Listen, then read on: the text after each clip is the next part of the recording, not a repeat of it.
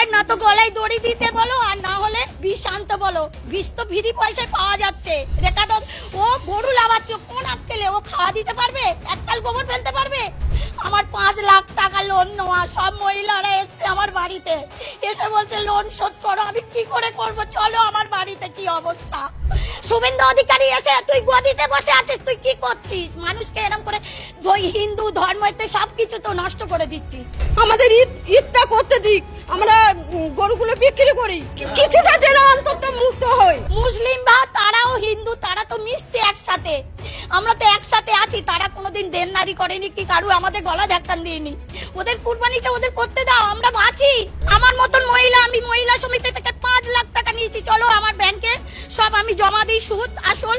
কি অবস্থা হচ্ছে, আমার স্বামী ভ্যান কাটে, ভ্যান চালায়, আমরা এইভাবে বাঁচি। তাহলে আমাদের বাচ্চা কাচ্চা সব আছে, তাহলে আমরা কি করে খাবো?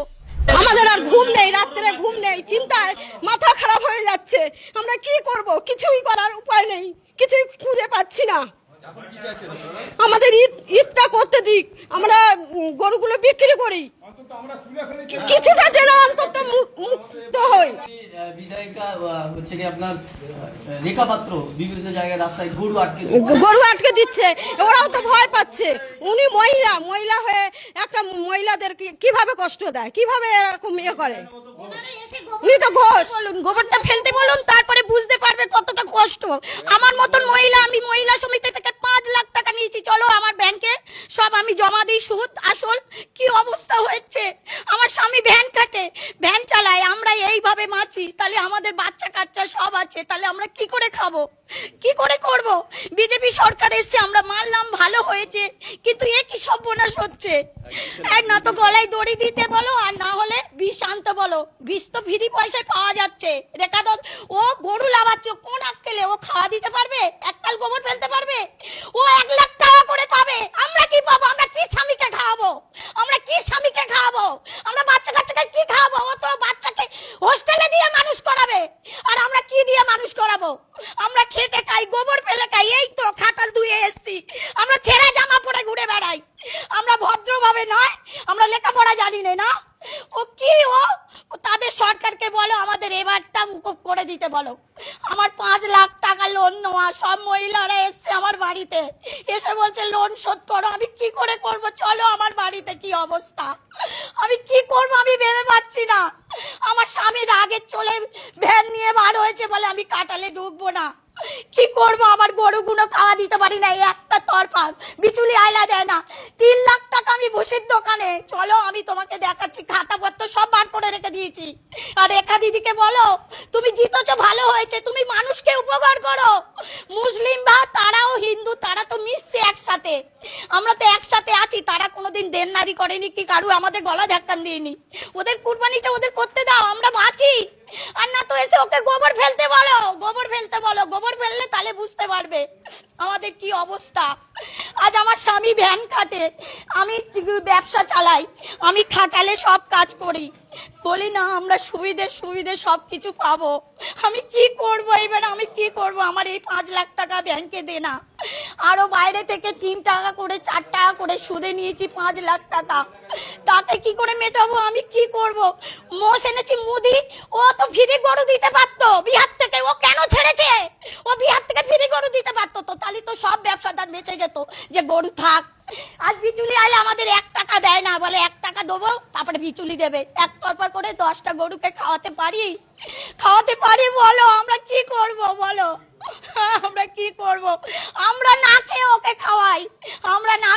খাওয়াই, তাহলে আমরা কি করব? রেখাকে বলো, শুভেন্দু অধিকারীকে বলো।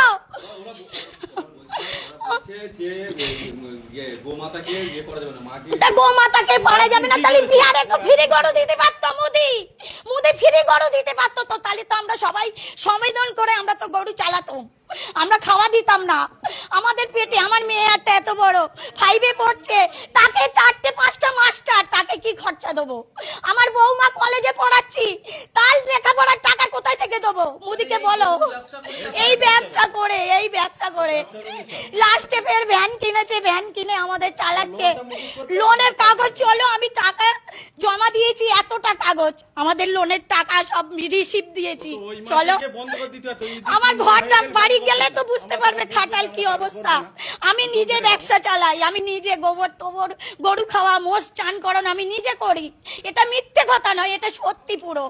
রেখা দিদিকে এসে একদিন এসে আমার বাড়িতে এসে বসতে বলো। শুভেন্দু অধিকারী এসে তুই গদিতে বসে আছিস, তুই কি করছিস? মানুষকে এরকম করে হিন্দু ধর্মতে সবকিছু তো নষ্ট করে দিচ্ছিস। মারপিট হবে, শেষ হয়ে যাবে। আমার মতো লোক তো পুরো শেষ হয়ে যাবে।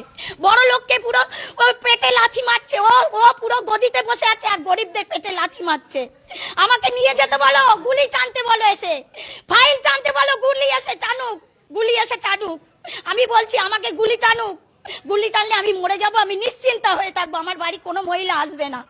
আমি মাদের কাছ থেকে বুঝে টাকা নিয়েছি, আমি বলি দাও আমার গরু বিক্রি হয়ে যাবে, তোমাদের শোধ দিয়ে দেবো।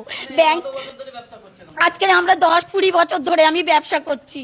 এবার আমার স্বামী, হ্যাঁ, গরুগুলো বিক্রি করে আমরা দেনাগুলো দিয়ে দিই, দিয়ে ভুসির দোকান, বিচুলি আইলা, আজ আমরা কি অবস্থায়। শুধু আমাদের এখনো হাড়ি চলিনি, এখনো রান্না করিনি, গরুগুলো খেতে দিতে পারছি না, ভুসির দোকানে দিচ্ছে না। আমি মহিলা বলে আমাকে দিচ্ছে না, বলে তুমি মহিলা, তুমি টাকা দিতে পারবে না। স্বামী বলে আমি এ দায়িত্ব নেবো না, আমি তো মানা করেছি। তাহলে আমাদের একটা আমরা মুখ্য মানুষ, আমরা কোথায় চাকরি করবো বলো? ক্ষতি হয়েছে অবশ্যই। এই গরুগুলো মমতা যেভাবে হোক, সে তো দেশ চালাচ্ছিল, সে সব কিছু চালাচ্ছিল। আমরা কি করব, আমরা কোথায় যাব? ব্যাংকে চলো, এই তো সামনে ব্যাংকে কত টাকা আমার আছে লোন, চলো। আজ আমরা গয়না পরি না, আমরা ভালো জামা কাপড় পরি না, আমরা যেভাবে হোক চালাচ্ছি। কি করব আমি কিছু ভেবে পাচ্ছি না। আমার নাম মিঠু রানী ঘোষ।